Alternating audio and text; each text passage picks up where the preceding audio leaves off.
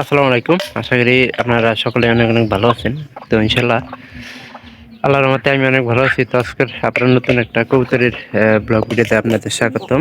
যারা আমার এই চ্যানেলটিকে এখনো সাবস্ক্রাইব করে দেন নাই, দয়া করে সাবস্ক্রাইব করে দেওয়ার চেষ্টা করবেন এবং কি পরবর্তীতে আমার এইরকম আপডেট ভিডিওগুলো পাওয়ার জন্য অপেক্ষা করবেন, যাতে করে এরকম ভিডিও আমি প্রতিনিয়ত আপনাদের দেখাতে পারি।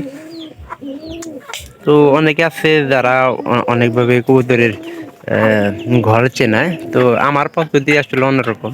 আমি যেভাবে কবুতরের ঘর চেনাই, তো সবাই আসলে মনে করেন যে কবুতরের, তো মনে করেন যে লাভের আশায় কবুতর পালে বা শখের বসেও কবুতর পালে কিছু কবুতর, যদি আপনি আপনার কবুতরের ঘর না চেনান, সেই ক্ষেত্রে কিন্তু দেখা যাবে যে কবুতরের না থাকার সম্ভাবনা কিন্তু সবচেয়ে বেশি থাকে।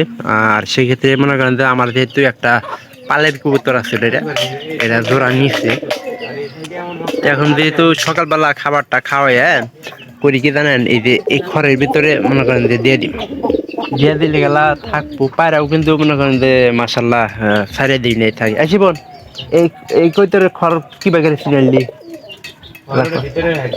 ওই দাও, ওইটাতে পুরে হাল দিল, ওই বোতলটা দরকার আছে না, ছোট ছোট বোতল।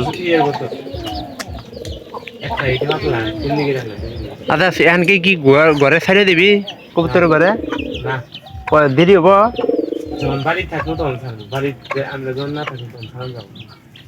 আচ্ছা তুই কবুতরের ঘরটা কি পাইছিস না, সেটা একটু বিস্তারিত করলে ভালো হয়। বর্তমানে আমি চিনাই ঘরের মধ্যে ছাইরে দিয়ে, ঘরের মধ্যে ছাড়িয়ে দেয় কি সামনে ওই যে দেয়াল মেল সামনে ডেল কিছু দিয়ে দিই বা কিছু দিয়ে দিদি তখনকার খাবারের সময় তখনকার বাইরে খাওয়ায়। আর আবার ভিতরে পরবর্তীতে আবার ভিতরে, যেহেতু আমরা বাড়িতে নাও থাকতে পারি, আর এই যে এই কবুতর নিয়ে ভিডিওটা করছিলাম। আর এখানকার বাইরে খাবারের কিন্তু কোনো অভাব নাই, যার কারণে মনে করেন যে বাড়ির ভিতরে খাবারটা অনেকটাই কম খায়। একুরাল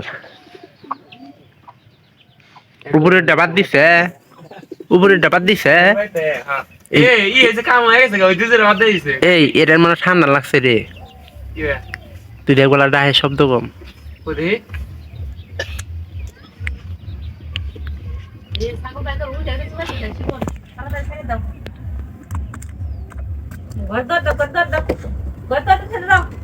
সরিষা খাইলে ঠান্ডা লাগে।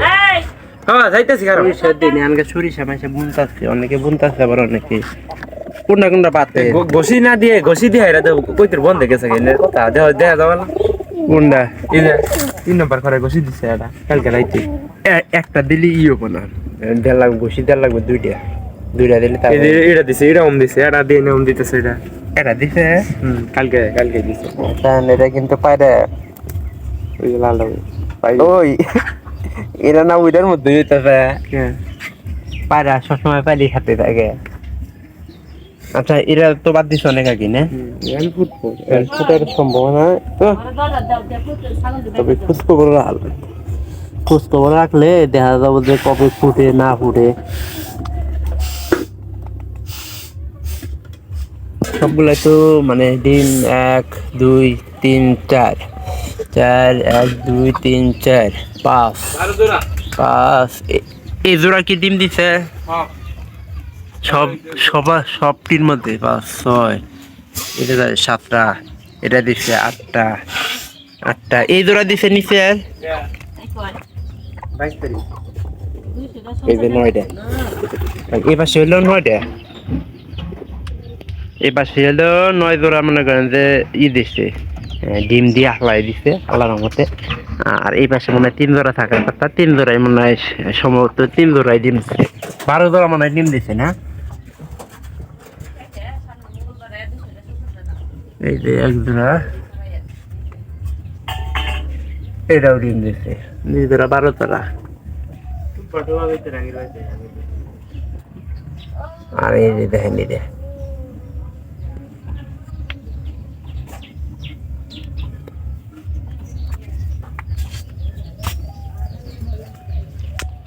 আমরা আসলে একবারে সহজ পদ্ধতিতে করছি নাই। তো সেটা এই ক্ষেত্রে সবচেয়ে বেশি ভালো হয় যে আপনার কবুতর যাওয়ার সময়টা খুব কম থাকে। আবার অনেক পাড়ি আছে বয়স্ক পাড়ি, আমি কিনবার এই জন্য না করি যে বয়স্ক পাড়ি চলে যাওয়ার সম্ভাবনা থাকে, এবং কি বয়স্ক পায়রাও কিনবার না করি, কারণ বয়স্ক পায়রা এগুলা দিয়ে গ্যারান্টি নেই। কারণ ওর বাড়ির দিকটা সবসময় থাকে যায়, আর বাড়ির দিক থাকলে মনে করেন যে কবুতর মনে করেন যে সহজে মনে করেন যে থাকবার চায় না।